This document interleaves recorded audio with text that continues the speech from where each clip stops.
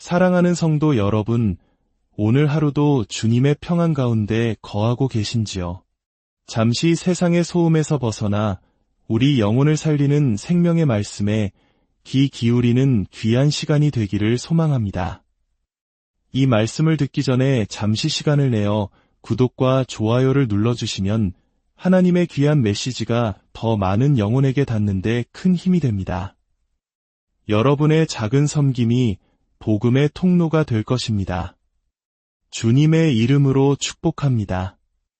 오늘은 요한복음 6장의 말씀을 중심으로 때로는 우리를 당황하게 하고 걸려 넘어지게 만드는 예수님의 말씀 속에 담긴 깊은 영적 진리를 함께 나누고자 합니다. 세상에는 당신 안에 있는 이보다 세상에 있는 이가 더 크다고 말하지만 성경은 분명히 말씀합니다. 여러분 안에 계신 이가 세상에 있는 자보다 크시니라. 성령 하나님께서 모든 믿는 자 안에 거하시며 그분이 우리와 함께 하시기에 우리는 두려워할 필요가 없습니다. 오늘 우리가 함께 살펴볼 요한복음 6장은 예수님의 사역에서 매우 중요한 전환점이 되는 장입니다. 예수님께서는 이 장에서 여러 다른 그룹의 사람들에게 말씀을 전하십니다. 처음에는 기적을 보고 쫓아온 일반 대중에게 그리고 종교 지도자들에게 말씀하십니다. 그리고 61절부터는 예수님을 따르던 제자들에게 말씀하시는데 여기서 제자라는 단어는 단순히 추종자라는 넓은 의미로 사용되었습니다. 이들은 예수님을 따라다니며 가르침을 배우는 사람들이었지만 모두가 참된 믿음을 가진 것은 아니었습니다. 요한복음 6장 60절을 보면 많은 제자들이 예수님의 말씀을 듣고 이렇게 말합니다. 이 말씀은 어렵도다 누가 들을 수 있느냐? 대체 예수님께서 어떤 말씀을 하셨기에 그를 따르던 제자들마저 이렇게 반응했을까요? 예수님께서는 의도적으로 상징적이고 영적인 표현들을 많이 사용하셨습니다. 그분은 자신이 하늘에서 내려온 생명의 떡이라고 말씀하셨고 심지어 내 살을 먹고 내 피를 마시지 아니하면 너희 속에 생명이 없느니라고 하셨습니다. 문자 그대로만 들으면 너무나 충격적이고 이해하기 어려운 말씀입니다. 하지만 예수님께서는 이 말씀을 통해 믿음의 본질에 대해 가르치고 계셨습니다. 예수님은 이 말씀을 하신 이유를 나중에 이렇게 설명하십니다. 내가 너희에게 이른 말은 영이요 생명이라. 즉, 이 말씀은 문자 그대로 육신에 대한 것이 아니라 영적인 차원의 진리라는 뜻입니다. 예수님께서는 먹고 마시는 행위를 믿음의 비유로 사용하셨을까요? 한번 생각해 보십시오. 우리가 음식을 입에 넣고 씹어서 삼키면 그 음식은 우리 몸의 일부가 되어 우리에게 힘을 주고 생명을 유지하게 합니다. 이와 마찬가지로 하나님의 말씀을 듣고 그 말씀을 깊이 묵상하고 마음으로 받아들이는 것, 즉 믿는 것은 그 말씀이 우리 영혼의 일부가 되어 우리에게 영적인 힘과 영원한 생명을 주는 과정과 같습니다.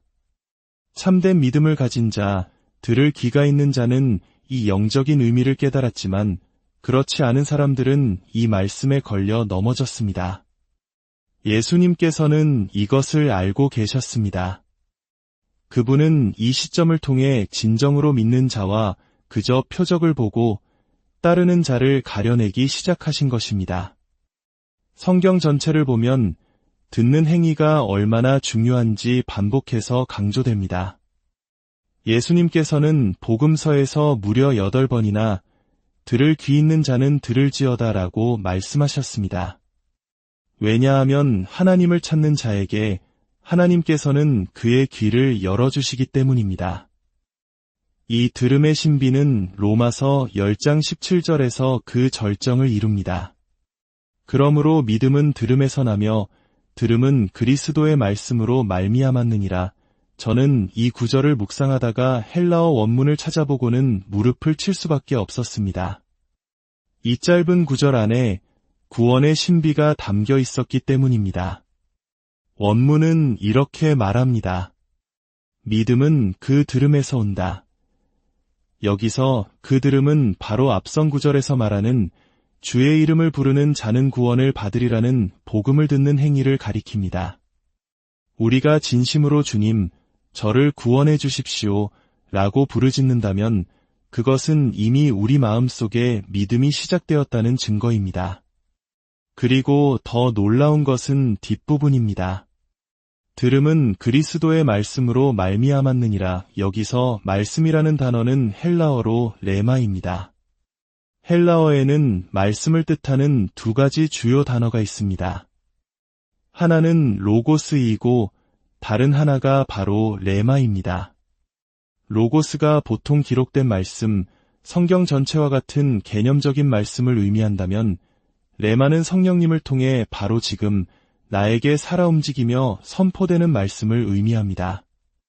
즉, 로마서 10장 17절은 우리에게 구원을 주는 믿음을 일으키는 그 들음이 바로 성령님을 통해 우리에게 인격적으로 생생하게 선포되는 예수 그리스도의 살아있는 말씀을 통해 온다는 것을 보여줍니다.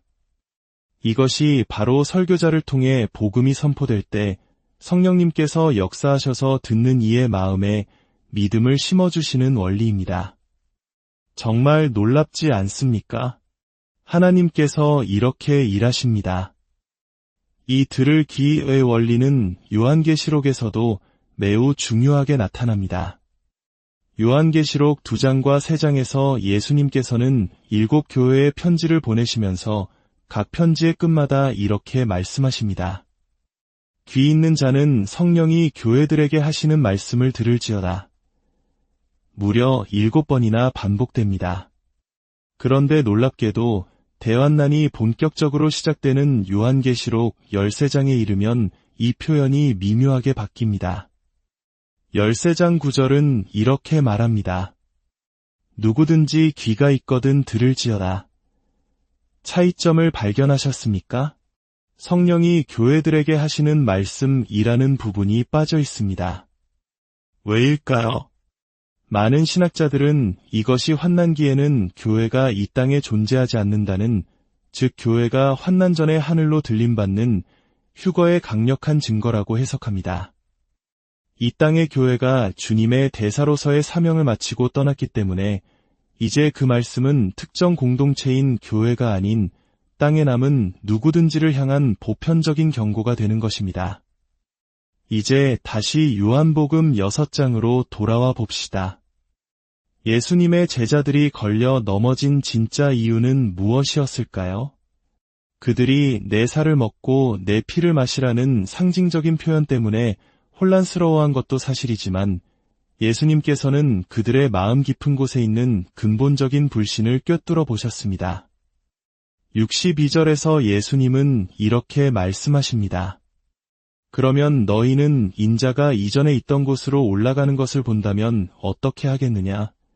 이 말씀은 제자들을 걸려 넘어지게 한 진짜 이유가 바로 예수님께서 내가 하늘에서 내려왔다고 말씀하신 그분의 신적인 기원에 대한 주장 때문이었음을 보여줍니다.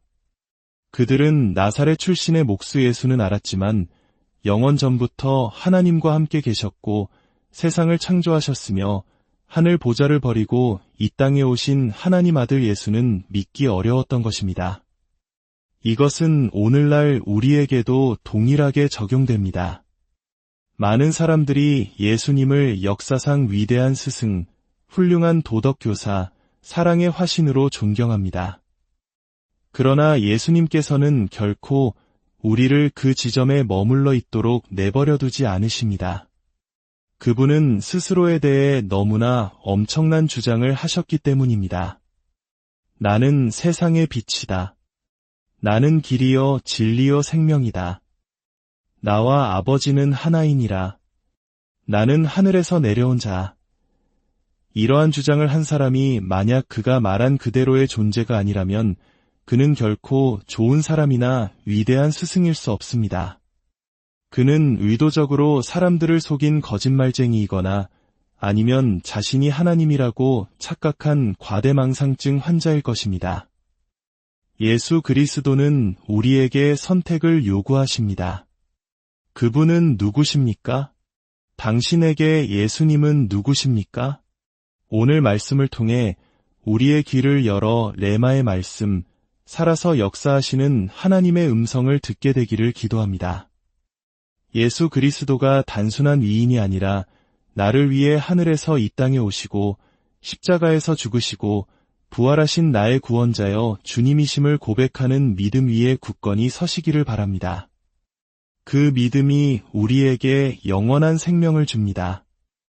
오늘 이 말씀을 통해 여러분의 믿음이 더욱 굳건해지기를 소망합니다. 주저앉고 싶을 때마다, 세상의 소리가 너무 커서 하나님의 음성이 들리지 않을 때마다 너희 안에 계신 이가 세상에 있는 자보다 크심이라는 약속의 말씀을 기억하십시오. 주 예수 그리스도의 은혜와 하나님의 사랑과 성령의 교통하심이 이 말씀을 듣는 모든 분들과 여러분의 가정 위에 늘 함께 하시기를 축원합니다.